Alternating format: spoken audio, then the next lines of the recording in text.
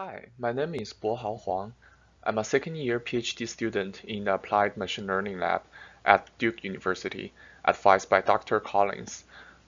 In my study, I focus on the translation of advanced machine learning techniques into practical solutions for the challenging world, real-world problems.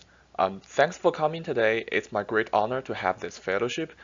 Today, I'm going to present the work has been done in the past year, supported by this fellowship. The title is Energy System Information Retrieval from the Remote Sensing Imagery. Um, the detailed energy system information is very critical for the efficient decision making and energy system modeling, which is vital to the prosperity and sustainability of the modern society. However, historically, this information is difficult to acquire due to its limited availability and it is proprietary. Normally, the data is collected manually by the national agencies, which is not only expensive but also inefficient. On the other hand, such information is often visible or can be inferred from the overhead imagery, like the example shown above.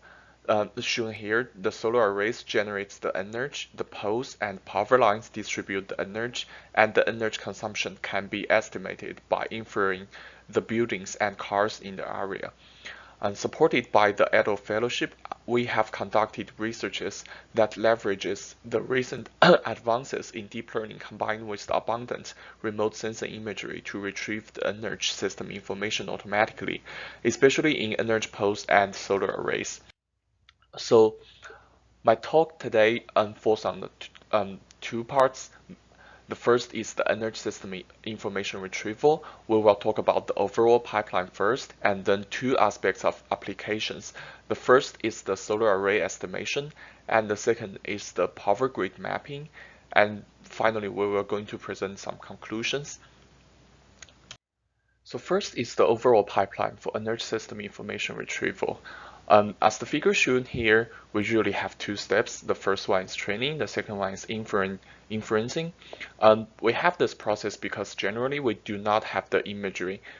We do not have the ground truth data for the region of interest. We usually have the ground truth data for the like somewhere else. So in the training, we combine the region with information available, like the overhead imagery and the energy system information, and train like a deep convolutional neural network, and then we apply this convolutional neural network at the region of interest, especially on the overhead imagery. Then we do some post-processing algorithms and to get the energy system information out. We have trained several convolutional neural networks and designed specific architectures corresponding to into different applications. We also have designed post-processing algorithms to suit various type of information retrieval tasks. And we will talk about the specific tasks in the next few slides. The first one is the solar array estimation. Our goal here is to estimate solar array locations, power capacity, and energy generation. This information, they are very useful for planning and operation for local and national decision makers, but they are very difficult to obtain through surveys, public utility commissions, or because of the utility NDAs. But here we propose to use the machine learning algorithms combined with overhead imagery to overcome these difficulties. As the example shown here on the top is where we have the satellite images. The panel annotations are in red, which is like highlighted so you can see them. And using the machine learning algorithms, we can get not only the locations but also the size of the solar arrays. From those informations, we can further infer the power capacity and energy generation of those solar arrays. This is the workflow we propose for the solar array estimation. On the left-hand side is our training step. In the past few years, Duke has collected a solar imagery dataset in California. This serves as our training set. So first, we combine with the overhead imagery with the locations and size of the mounted solar arrays. Use this information, we train a solar mapper, which is another deep convolutional neural network. We have applied this solar mapper into two different projects. Both of those projects focuses on retrieving the location and capacity of those solar arrays. The two places we have applied this solar mapper are, the first is Connecticut, which is in United States, and the second one is Adelaide, which is in Australia.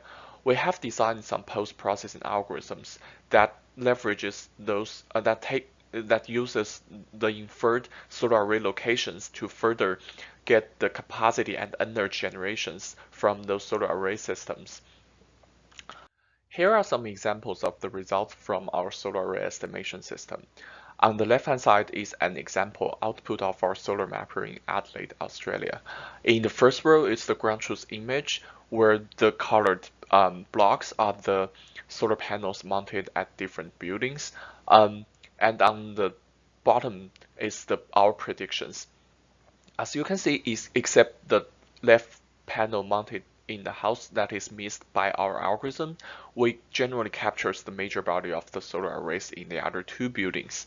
On the right-hand side is our installed solar array capacity estimation results in the Connecticut of the United States. So based on our information, like retrieved, the solar array information retrieved from those imagery, we use our post-processing algorithms to estimate the solar array capacity. So on the first row is the ground truth that's manually collected. On the second row is our predictions that we use our solar mapper algorithms over the whole over the imagery of the whole Connecticut. There is an outlier at the bottom right of the figure, which is gluten, which is an explained outlier because there are many solar arrays mounted after the ground truth was collected. So this is another advantage of our system. Our system can be more updated compared with the manually collecting process. Besides this outlier, we matched like very close to the ground truth, which yields like I think very desirable results. Besides the solar array estimation, we have another project, which is the power grid mapping.